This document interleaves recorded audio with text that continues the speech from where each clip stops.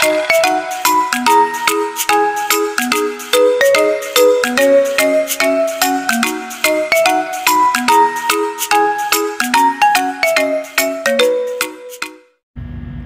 matatakuting mangga. Sa isang bukid, may nakatanim na isang punong mangga.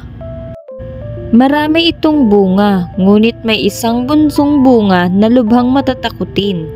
Isang araw, kinausap ni inang puno ang kanyang mga bunga. Mga anak kong bunga, dadating ang panahon na tayo ay maghihiwalay. Pero huwag kayong matatakot, may magandang pagbabago ang mangyayari sa inyo.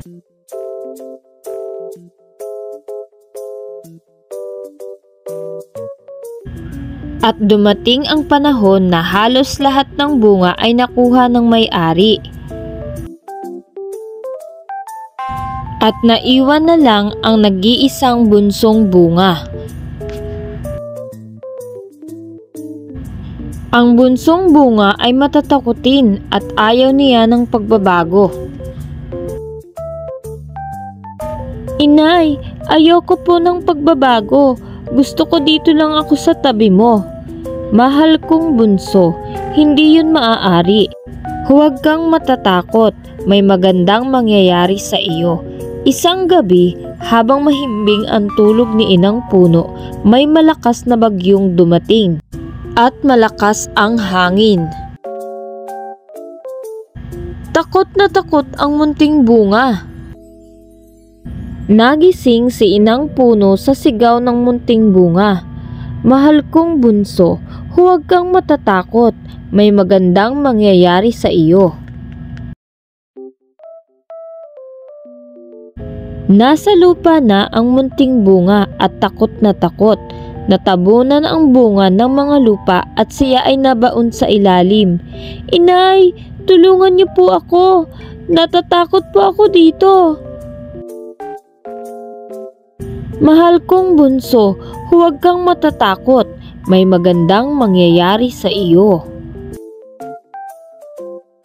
Ang matatakuting bunga ay nasa ilalim na ng lupa at unti-unting nabubulok. Inay, tulungan niyo po ako. Nabubulok na ako dito.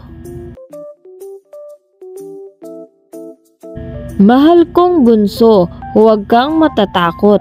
May magandang mangyayari sa iyo. Lumipas ang panahon. Nagbago na ang itsura ng munting bunga na nasa ilalim ng lupa. May sumibol sa kanyang katawan. Inay, tulungan niyo po ako. Iba na po ang itsura ko. Ngunit ang sagot ni inang puno ay, huwag kang matatakot. May magandang mangyayari sa iyo, munting buto. Lumipas ang mga panahon. Lumaki na ang munting buto at naging isang puno na tulad ng kanyang ina. Masaya na siya at hindi na siya natatakot sa mga pagbabago. Ngayon, naiintindihan na niya ang sinasabi ni inang puno. Mahal kong bunso, huwag kang matatakot, may magandang mangyayari sa iyo.